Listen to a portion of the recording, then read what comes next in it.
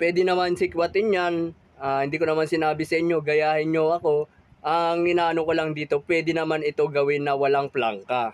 Why not kung kaya mong gamitan lamang ng kamay, di ba? Kung hindi naman kaya, bakit hindi mo gamitan ng plangka, di ba? Ganun lang kasimple yun. Hindi ko naman sinasabi sa inyo na gayahin nyo ako. Itinatapik ko lang po rito na pwede pong i-install yan sa motor na hindi ginagamitan ng plangka. Sukat nga po pala nito ay isang 8090. Hindi ko pa po alam sa ibang sukat, hindi na siguro po pwede dahil pag oversize na po ang gulong at makitid po ang mags, ay nagkakaroon na po siya ng gipit dito sa alawan sa kanyang labi ng mags. Pero kung 8090 pababa ay kayang-kaya po yan ng kamay lamang.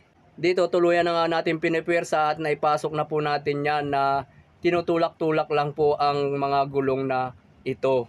At na-install na po natin yan mga gulong na hindi po natin ginamitan ng plangka.